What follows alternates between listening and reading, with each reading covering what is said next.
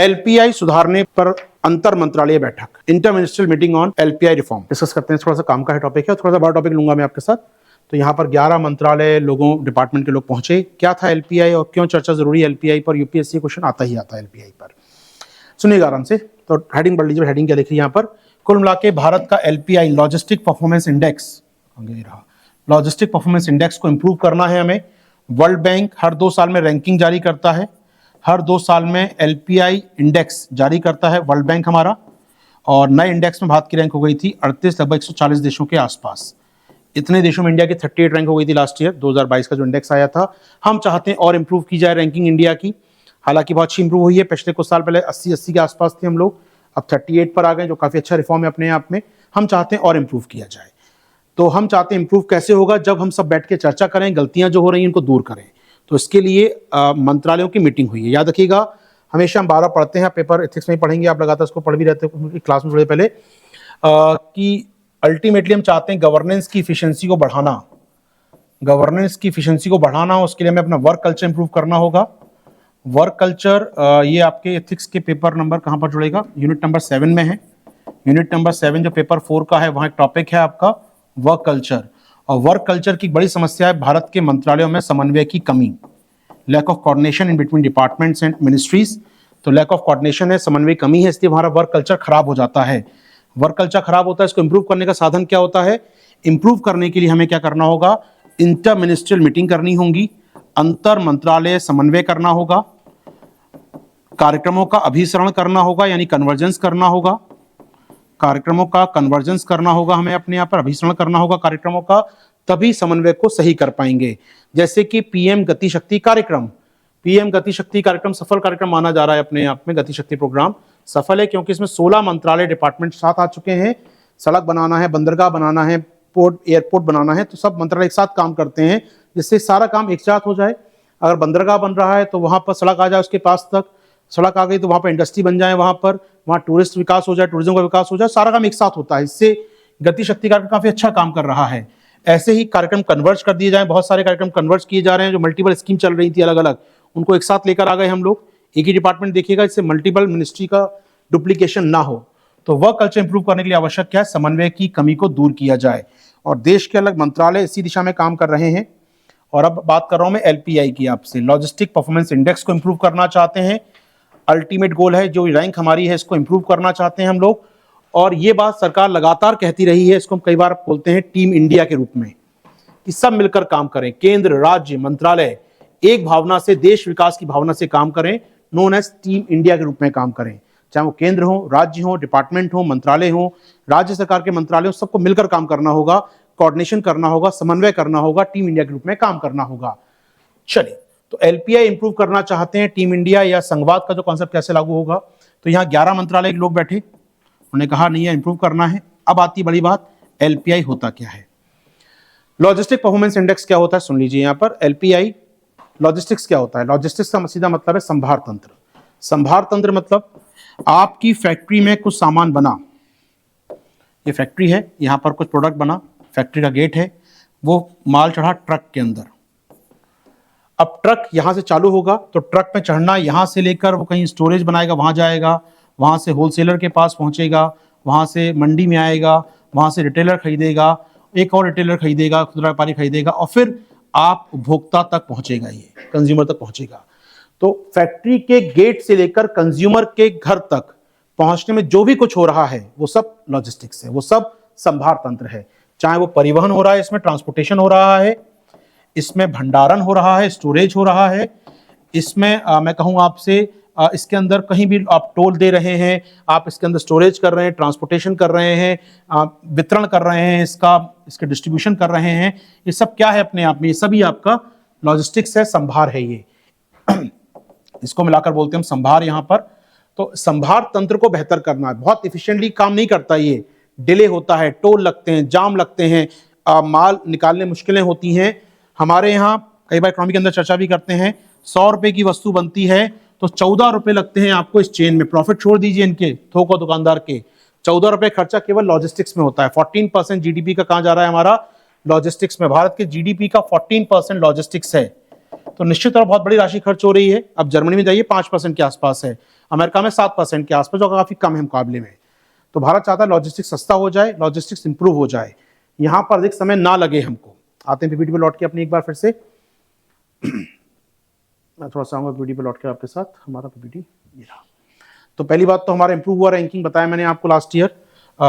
LPI improve हो गया, 139 countries में हम लोग कहां पर आ गए, 38 कंट्रीज पर आ गए, काफी अच्छी बात है। जो कि पहले 44 पर थे 2 साल पहले, 44 से 38 पर आ गए, तो काफी अच्छी हो गई रैंक हमारी। 44 से 38 पर आ गए 2 साल के अंदर, तो 6 स्थानों को उछाल आ गया। हम चाहते हैं और उछाल हो, और बेहतर हो।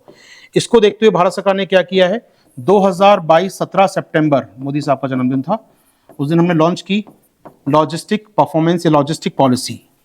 भारत सरकार ने लॉन्च कर दी संभार तंत्र नीति हमारे यहाँ पर। 1 साल हो गया है उस पॉलिसी को, अच्छा काम हो रहा है, उम्मीद करेंगे और रैंक इंप्रूव होगी अगले साल तक।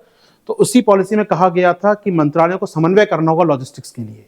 उसी नीति के तहत मंत्रालय मीटिंग कर रहे हैं। तो ये मीटिंग क्यों हो रही है, क्योंकि भारत सरकार की नीति में लॉजिस्टिक पॉलिसी 2022 में ऐसा करने को कहा गया था, तो इसलिए मीटिंग हो रही है। क्लियर बात है, हमको यहां तक मुश्किल नहीं होगी।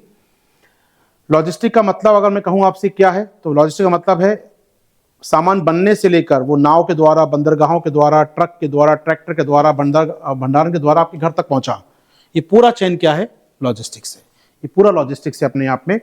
अगर मैं बात करूं भारत में लॉजिस्टिक्स लागत की, तो कंपेयर कर सकते हैं इस चार्ट से हम लोग।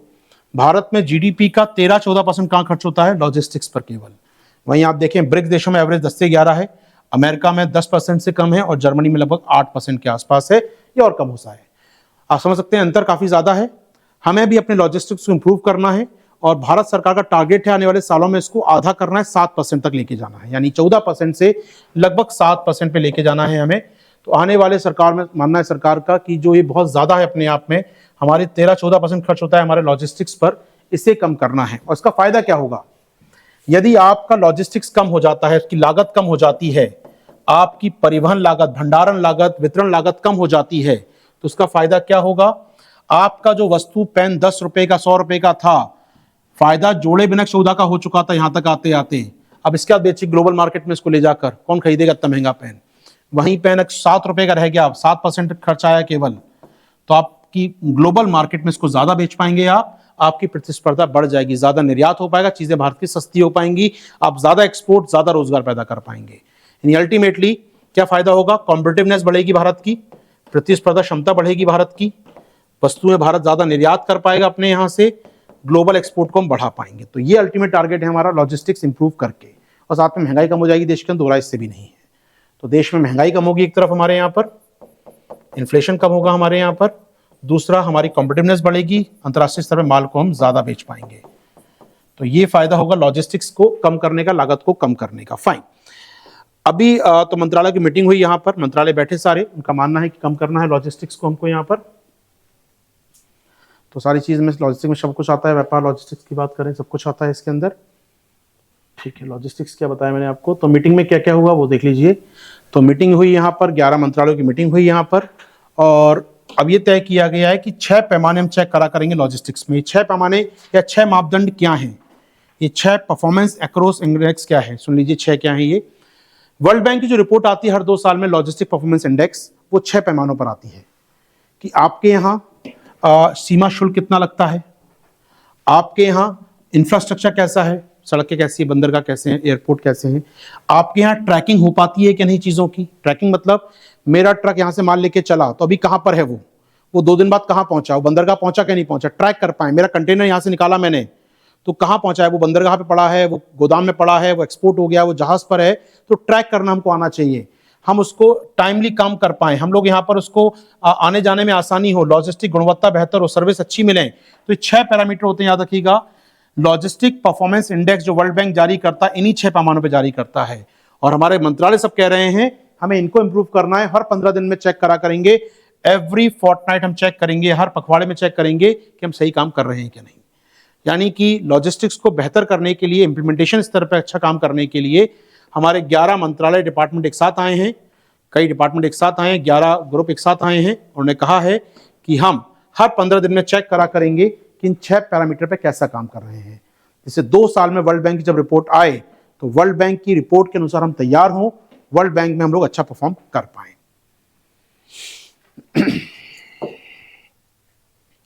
ठीक है, चलिए इसमें मुश्किल नहीं होगी कुछ। तो लॉजिस्टिक्स की सारी बातें क्लियर हैं आपको यहाँ पर। याद रखिएगा भारत सरकार ने लास्ट लॉजिस्टिक पॉलिसी जारी कर दी है अपनी, जारी की थी लास्ट लॉजिस्टिक पॉलिसी। मैं कहूँ आपसे 2018 में बताया स्थान कितना था आपका, 44वां स्थान था। 20 में इंडेक्स नहीं आया कोरोना की वजह से, 18 में आया था इंडेक्स अंतिम बार 44 थी, फिर 22 में इंडेक्स आया तो 38 हो गई हमारी पोजीशन। 20 में कोरोना की वजह से नहीं आया था, व्यापार रुका पड़ा था अंतर्राष्ट्रीय स्तर का, ये नहीं आया था, ठीक है। अब भारत सरकार ने पॉलिसी जारी की है 2022 में, इसलिए इंप्रूव करने के लिए, और अल्टीमेट गोल है भारत का 14% को कम करके आधा किया जाए, जो लागत है उसे 7% तक आ जाए, जीडीपी की 7% तक आ जाए लॉजिस्टिक लागत हमारी, ठीक है। याद रखिएगा लॉजिस्टिक पॉलिसी पढ़ना पॉसिबल नहीं है तो 4 की पॉइंट याद रखिएगा, 4 की पॉइंट दे रहा हूं मैं आपको, याद कर लीजिएगा इसको। लॉजिस्टिक पॉलिसी के 4 पिलर या 4 की पॉइंट क्या हैं। 4 की पॉइंट आपकी स्क्रीन पर, 4 जो बड़े कदम उठाए हम लोगों ने लॉजिस्टिक पॉलिसी में अपनी। पहली बात जो मैंने कहा, इंटीग्रेशन, सभी मंत्रालयों को जोड़ दो यार। जैसे 11 मंत्रालयों की मीटिंग जो हो रही है, क्या दिखाता है, इंटीग्रेशन, कन्वर्जेंस, यही अपने आप में अभिसरण। तो पहला काम करना है अभिसरण का हमको, जी हाँ, इंटीग्रेशन ऑफ डिजिटल सिस्टम। तो यहाँ पर रोड ट्रांसपोर्ट, रेलवे, एविएशन, जितने आपके 7 अलग डिपार्टमेंट हैं, इनका डिजिटल इंटीग्रेशन हो जाए, यानी एक ऐप के द्वारा मालूम पड़ जाए कि भैया सड़क पे कहाँ चल रहा है माल मेरा, बंदरगाह पे कहाँ रुका है, एयर शिपमेंट में कहाँ जा रहा है माल, यानी जो डिपार्टमेंट है वो जुड़ जाए एक ऐप पर, मुझे सब कुछ मालूम पड़ जाए, एक ऐप पर मैं सब कुछ ट्रैक कर सकूं। जी हाँ, तो पहला काम करना है इंटीग्रेशन करना है डिजिटल सिस्टम्स का। दूसरा, logistic interface platform, unified, again वही बात, यूनिफाइड, सभी मंत्रालयों और डिपार्टमेंट को जोड़ते हुए एकल एक लॉजिस्टिक प्रारूप तैयार करना है मुझे यहाँ पर, जिससे मैं रियल टाइम बेसिस पे जान पाऊं मेरा पोर्टल, मेरा कंटेनर कहाँ पड़ा हुआ है, वास्तविक समय अभी 3 बजे कहाँ है, 3:30 बजे कहाँ है, 4 बजे कहाँ है, मैं चेक कर सकूं, तो रियल टाइम बेसिस पर मैं इसको चेक कर सकूं। इसके अलावा ईज ऑफ लॉजिस्टिक, प्रक्रियाओं में आसानी होनी चाहिए। मल्टीपल फॉर्म भरने पड़ रहे हैं लॉजिस्टिक्स के लिए मुझे, मल्टीपल, अब ट्रक को गुजारना है उसके अलग फॉर्म चाहिए, बंदरगाह पे अलग कागज चाहिए, एक्सपोर्ट करना है तो अलग कागज चाहिए, भंडार करना है तो अलग कागज चाहिए, तो मल्टीपल पेपर वर्क ना हो, कारोबारी सुगमता होती है, कारोबारी सुगमता की तरह ही लॉजिस्टिक्स में सुगमता होनी चाहिए। ईज ऑफ लॉजिस्टिक्स की बात कर रहे हैं, ई लॉक की बात कर रहे हैं हम लोग, ये होना चाहिए। इसके अलावा सिस्टम इंप्रूवमेंट ग्रुप, जी हाँ, monitoring all logistics related project, जी हाँ, अब जैसे कहा ना हर 15 दिन मिलेंगे, तो फ्रिक्वेंटली मिलते रहो, फ्रिक्वेंटली चेक करते रहो, लगातार मॉनिटरिंग करते रहो, इंप्रूवमेंट करते रहो अपने सिस्टम के अंदर, अपने सिस्टम सुधार करते रहो लगातार।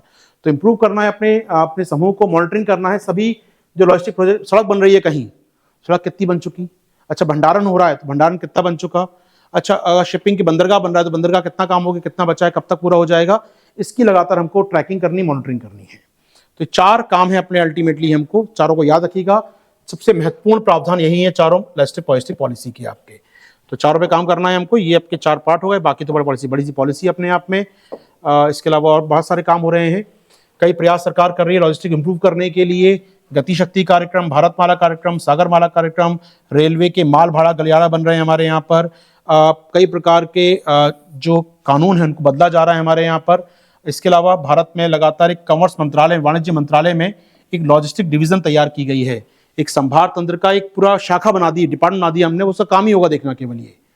तो मिनिस्ट्री ऑफ कॉमर्स में एक डिपार्टमेंट तैयार किया गया, लॉजिस्टिक डिवीजन तैयार कर दी गई है, उसका काम ही है लॉजिस्टिक्स पे नजर रखो, लॉजिस्टिक्स के बारे में चर्चा करते रहो।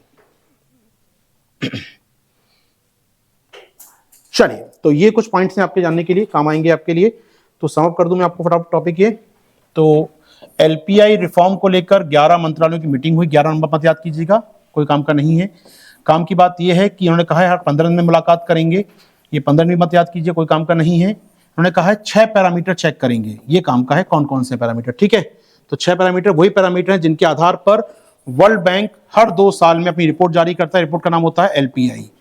एलपीआई से कंफ्यूज मत होइएगा कि एलपीआई नाम की 2 रिपोर्ट दुनिया में आती हैं, एक आती है living planet index, environment topic आता है आपका, तो कंफ्यूज मत होइएगा इससे, वो संस्था अलग है।